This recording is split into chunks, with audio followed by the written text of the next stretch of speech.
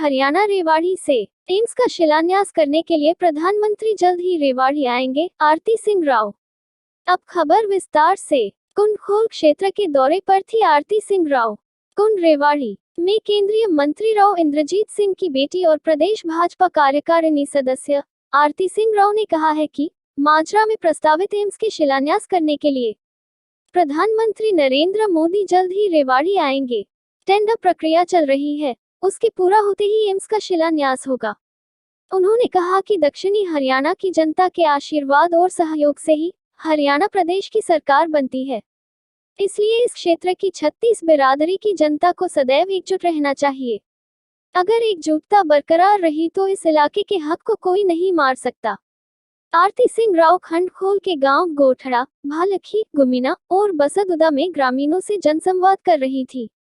इस मौके पर उनके साथ सुनील मूसेपुर जिला प्रमुख मनोज यादव, पूर्व जिला प्रमुख डॉक्टर शुभरा यादव, भाजपा नेता डॉक्टर अरविंद यादव, उप जिला प्रमुख नीलम रायपुर, जिला पार्षद रेखा चेमेन, गोमती पनवार, सुनीता गुडियानी, मंडल अध्यक्ष जीतू चेमेन, यशु प्रधान, डॉक्टर संजय मेहरा, पूर्व सरपंच एडवोकेट निशा राठौर, समाज सेवी आनंद सिंह राठौर, सरपंच सुरेंद्र सिंह गोठड़ा, सरपंच रामकरण बवाना गुजर, सरपंच हंसाबाई भालखी, अशोक सरपंच मामलिया, संजय सरपंच मामलिया अहीर, जय भगवान हरजीपुर, प्रदीप ठेकेदार नारायणपुर, दयानंद चेयरमैन, जीवन राम गर्ग, डॉक्टर आनंद राज शर्मा, सुरेंद्र पहलवान भालखी मौजूद थे।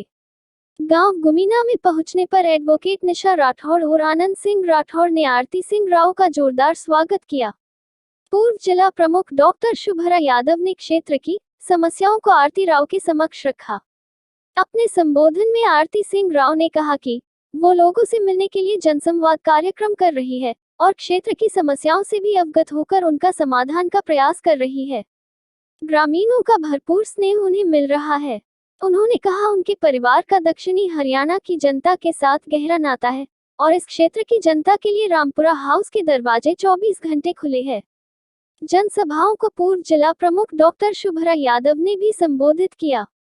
बासदुदा में भी आरती राव का जोरदार स्वागत किया गया। सरपंच रेखा देवी ने आरती राव को पगड़ी पहनकर और फूल मालाओं के साथ स्वागत किया। इस मौके पर गांव की तरफ से आरती राव को तलवार भी भेंट की गई।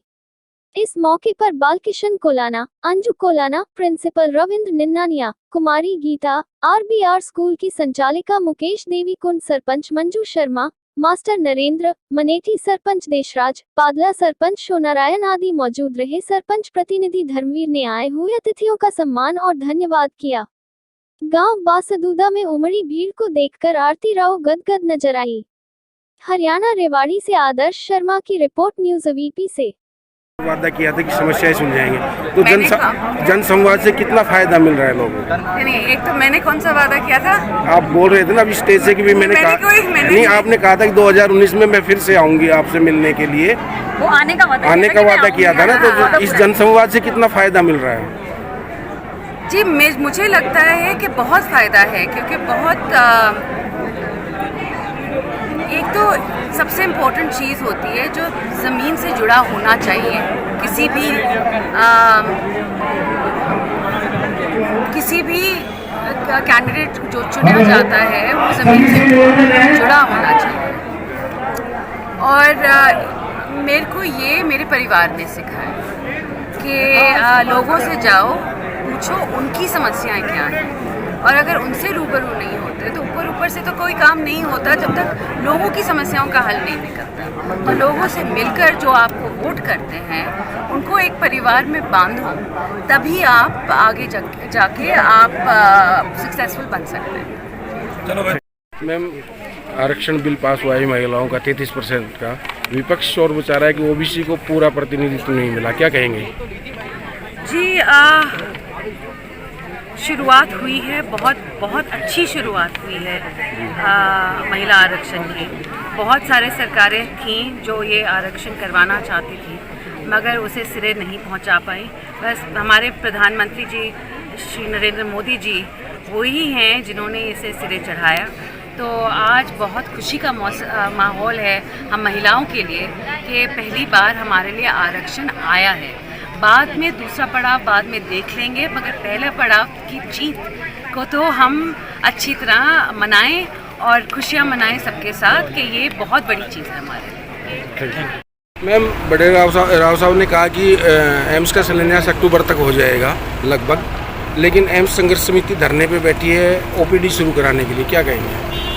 जी, मैं कह रही हूँ कि मैंने सुना है कि पहले 45 दिन का जो टेंडर है 45 दिन में पहले ख़त्म होगा, उसके बाद ही हम शिलान्यास कर सकेंगे।